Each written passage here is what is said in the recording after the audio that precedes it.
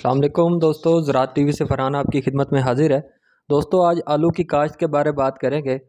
आलू का आगाज़ 10,000 साल कब बरआज़म जनूबी अमेरिका के मुल्क पेरू में हुआ। दुनिया में सबसे ज़्यादा जो आलू है वो चाइना में पैदा होता है। पाकिस्तान में भी दोस्तों आलू एक इंतहाई अहम सब्ज़ी है और आलू एक ऐसी फ़सल है जो सतह समंदर से लेकर 9,000 फुट तक की बुलंदी पे इसे काश्त किया जा सकता है और काश्त होता भी है। इसके बारे में अगर आबो हवा की बात करें तो मोतदिल आबो हवा जिसमें ये फ़सल बहुत ज़्यादा आइडियल रहती है, बेहतरीन उसकी नशोनुमा होती है, जिसमें दर्जा हरारत 21 सेंटीग्रेड से ज़्यादा नहीं होना चाहिए। इसी तरह अगर इसकी शरह बीज की बात करें तो ये फ़सल अमूमन जो मतलब पंजाब के एरियाज़ हैं, साउथ पंजाब में, ये 25 सितंबर से आलमोस्ट इसकी काश्त शुरू होती है और अक्टूबर का पूरा महीना ये इसकी काश्त चलती रहती है। इसके शरह बीज 1200 से लेकर 1500 किलोग्राम फ़ी एकड़ इसमें शरह बीज इस्तेमाल होता है। आलू की जो काश्त है इसके लिए अच्छी साख्त वाली गहरी और मैरा ज़मीन जिसमें पानी का निकास बहुत बेहतर हो, इसके लिए बड़ी मौजू रहती है। फसल की अगर मरहलावार नशोनुमा के बारे में बात करें तो इसको 5 स्टेजेस में डिवाइड किया जा सकता है। पहले 10 से 15 दिन में इसकी उगाव इसका होता है, आलू फूटता है। इसी तरह फिर 15 से 35 दिन दूसरी स्टेज जो इसकी बढ़ोतरी की स्टेज होती है। इसी तरह अगर 35 से 50 दिन की बात करें तो ये आलू बनने का आगाज़ कहलाता है। इसी तरह 50 से 95 दिन तक आलू की बढ़ोतरी और नशोनुमा होती है और 95 से 120 दिनों में ये जो फसल है आलू की ये पक कर तैयार हो जाती है।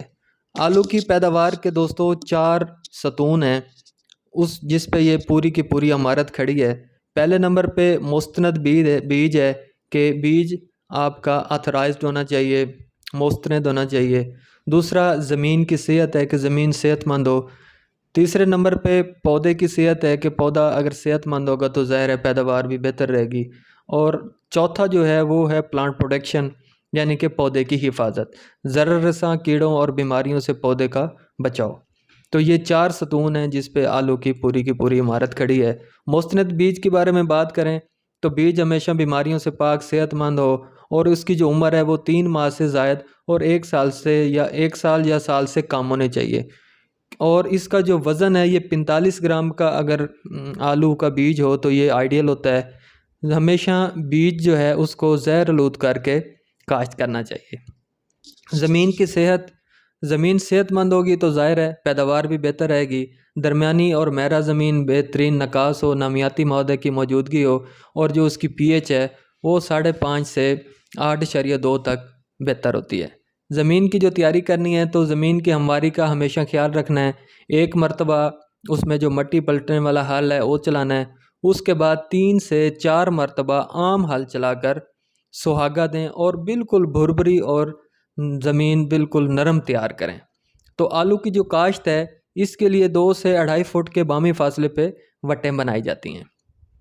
ज़मीन की तैयारी में अगर बायोकम एंटरप्राइजेज़ का प्रोडक्ट टैको इसको ज़मीन की तैयारी में अगर हम इस्तेमाल कर लेंगे तो ये नामियाती मुरक्कबात इसमें मौजूद ज़मीन को भुरभुरा और नरम करेंगे और उसमें नमी का तनासुब भी बेहतर रहेगा। बीमारियों के ख़िलाफ़ जो है वो खुद क़ुव्वत मुदाफ़ियत भी पौधे में आएगी।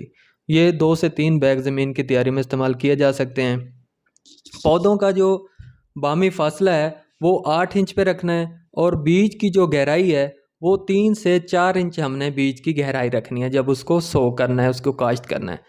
40 से 50 ग्राम वज़नी जो बीज के लिए आलू मौजू होते हैं।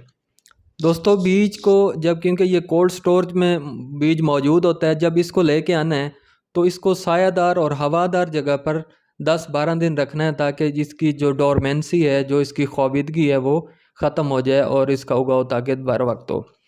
फिर इसके बाद जो सतून है वो है पौधे की सेहत कि पौधा अगर सेहतमंद होगा तो ज़ाहिर है पैदावार भी बेहतर होगी।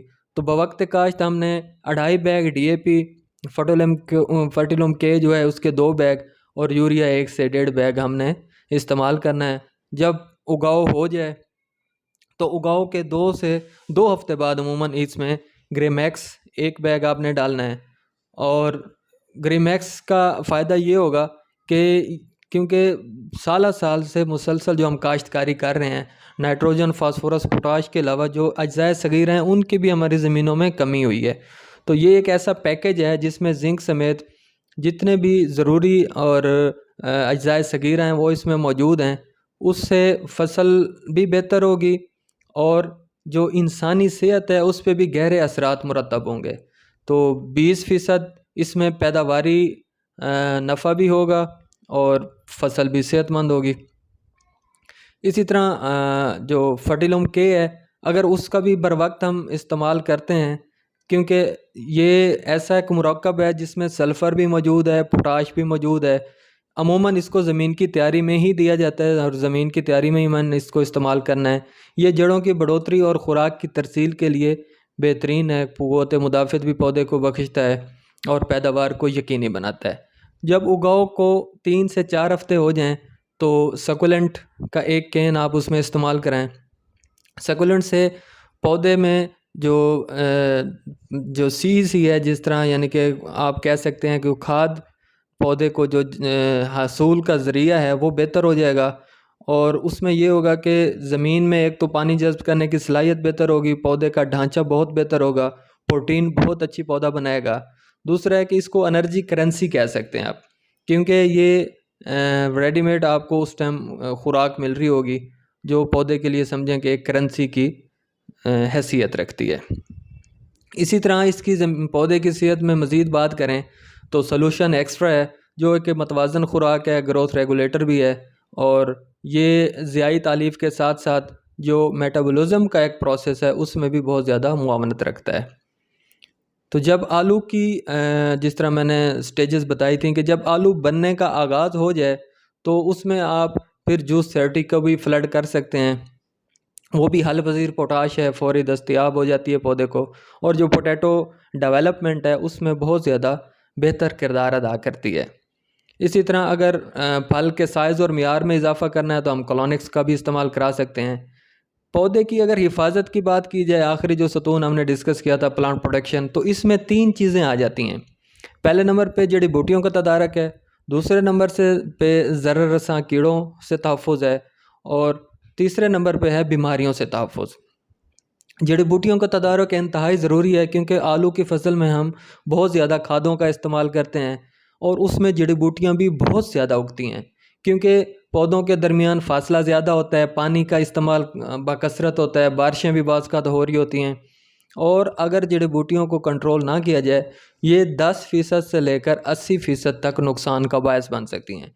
इसलिए हम इसमें मतलब जड़ी बूटियों को बर वक्त कंट्रोल करेंगे। मेट्रिबुजन का आप इस्तेमाल करा सकते हैं बायोकम एंटरप्राइजेज़ का, कि जड़ी बूटियाँ पहले निकल आती हैं, आलू के उगने से पहले पहले आप इसको 250 ग्राम फ़ी एकड़ के हिसाब से स्प्रे करा के आप जड़ी बूटियों से छुटकारा हासिल कर सकते हैं। ये फसल के साथ मुताबिकत है और काश्त जब आप कर लेंगे तो आलू के उगने से कोशिश करेंगे कि पहले पहले इसको हम स्प्रे करा के जड़ी बूटियों को कंपटीशन ख़त्म कर सकते हैं।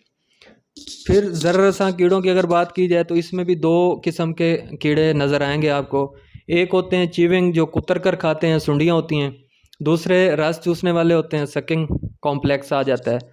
तो इसमें सब्ज़-तेले के लिए कोरल और सीडो का इस्तेमाल कराया जा सकता है। इसी तरह सफ़ेद मक्खी का मसला आता है, उसके लिए प्रायोरिटी गोल्ड है, फ़ीटो है, इसका इस्तेमाल कराया जा सकता है। और कुतर कर खाने वाली सुंडियों का अगर मसला आता है तो उसके लिए अगर अमेरिकन सुंडी का मसला आता है तो प्रोजेक्ट मौजूद है। इसी तरह अगर लश्करी का मसला आता है तो स्पेशल मौजूद है। इसमें तीसरे नंबर पे कुछ बीमारियां आती हैं। बीमारियों में सबसे जो अहम बीमारियां हैं वो अगेता जुलसो है। अगेता जुलसो एक ऐसे अल्टरनेरिया सोलेनी नामी एक ऐसे फंगस से फैलता है। जब बारिशें हों और एकदम बाद में गर्मी शुरू हो जाए, जिस तरह के आजकल का मौसम है, तो दर्जा हरारत अगर 24 सेंटीग्रेड से ऊपर है और फसल भी कमज़ोर है तो ज़्यादा खदशात होते हैं इस बीमारी के फैलने से। पत्तों में और तन्ने पे आप देखेंगे कि हम मरकज़ भूरे रंग के धब्बे नमूदार होते हैं। बीमारी की जो शिद्दत होती है इसमें ये इजाफ़ा करते हैं, पूरा का पूरा पौधा बाज़ इसकी लपेट में आ जाता है। ये बाज़ पौधे के अलावा आपको आलू पे भी ये नज़र आएगी और इसके लिए जो मौजूद दर्जा हरारत है वो 15 से 32 सेंटीग्रेड तक इसको माना जाता है। इसके लिए बायोकम एंटरप्राइजेज़ का बेहतरीन प्रोडक्ट याम है, जो फसल के लिए भी महफूज है, मुनफरद और नया हल है। इसको आप स्प्रे करा के इस बीमारी से छुटकारा हासिल किया जा सकता है। ब्लैक लेग ये एक ऐसी बीमारी है जो बैक्टीरियम से फैलती है, बैक्टीरिया से फैलती है।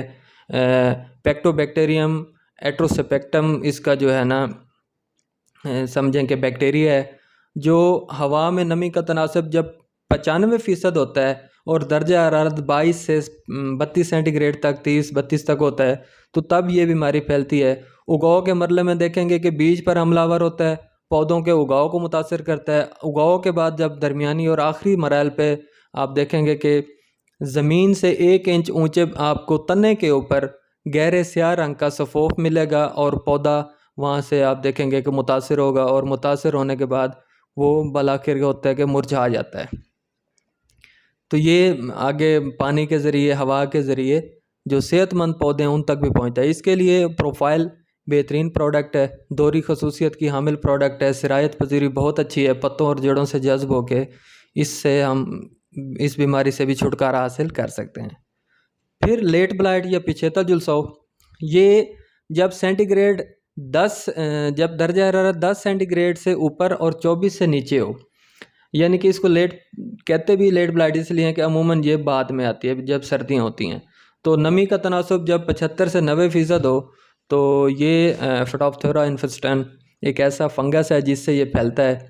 आप देखेंगे कि पत्तों के किनारों के करीब हल्के सब्ज़ रंग के निशानात नज़र आएंगे। ये निशानात बाद में भूरे या जामुनी रंग के हो जाते हैं। पत्ते किनारों से अंदर की जानिब आप देखेंगे कि गलना शुरू होते हैं। शदीद हमले के सूरत में आप देखेंगे कि फसल बिल्कुल आपको झुलसी हुई नज़र आएगी। तो इसके लिए विजडम और शूटल बेहतरीन प्रोडक्ट हैं, जड़ों और पत्तों से जज्ब होते हैं, पौधे के लिए भी बेहतरीन मुताबिकत है, फसल के लिए महफूज हैं। इनका स्प्रे करा के छुटकारा हासिल किया जा सकता है। तो दोस्तों ये मुख्तसर सी वीडियो थी आलू की काश्त के लिए। अपनी आरा से आगाह कीजिएगा, और मज़ीद आपको कोई भी किसी भी फसल के हवाले में मालूमात चाहिए हो तो आप हमें इनबॉक्स कर सकते हैं। शुक्रिया।